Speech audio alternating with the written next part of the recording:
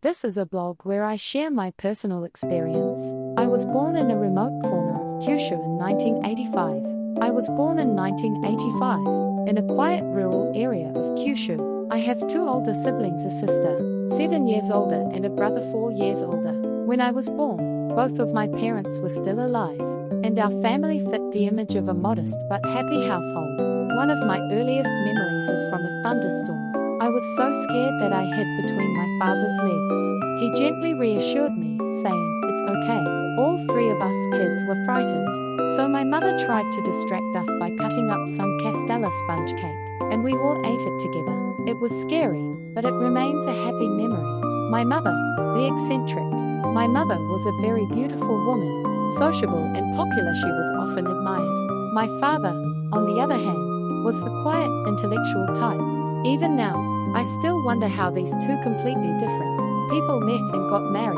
According to relatives, my father fell in love with her at first sight and pursued her relentlessly. Maybe my mother found life with my father too dull. Whenever he went on business trips, she would have affairs with other men. Of course, this was a well-kept secret.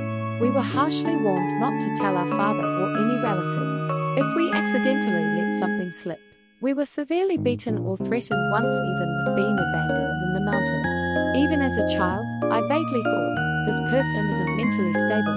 The death of my father. My father was diagnosed with cancer while on a business trip and returned home immediately. Tragically, it was an aggressive form of gastric cancer, and since he was so young, it progressed rapidly.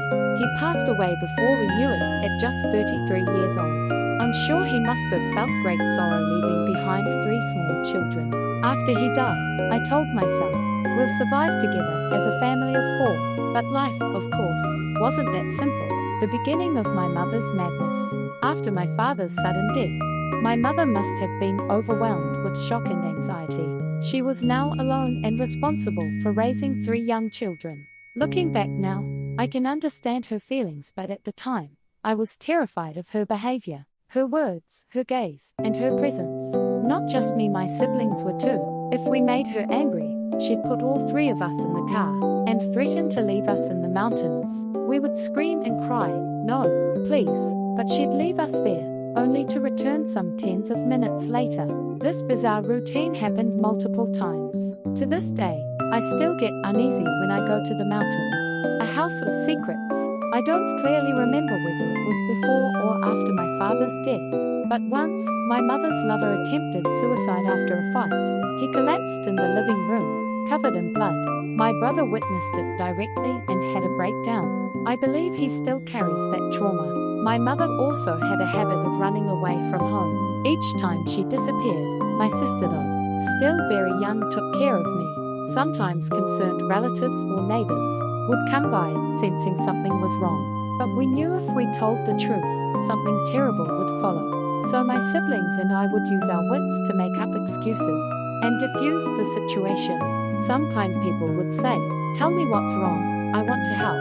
But at that time, all I wanted was for them to leave as soon as possible.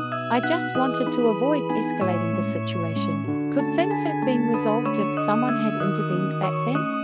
Even now, I don't know the answer. Dragged along. As the youngest, I was sometimes taken along on my mother's disappearances. I had no idea where we were going, or who we'd meet. I just nervously followed her, wondering if I'd be left behind forever.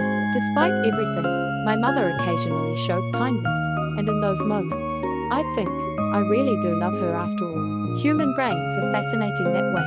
When fights broke out among the siblings, at first she'd just yell, "Be quiet," but eventually, she'd come out of the kitchen, holding a knife and say, "Here, use this. It'll end faster." The sight of the knife made us burst into tears, instantly stopping the fight. As a tactic, I guess it worked, but still, my mother was always a little unhinged.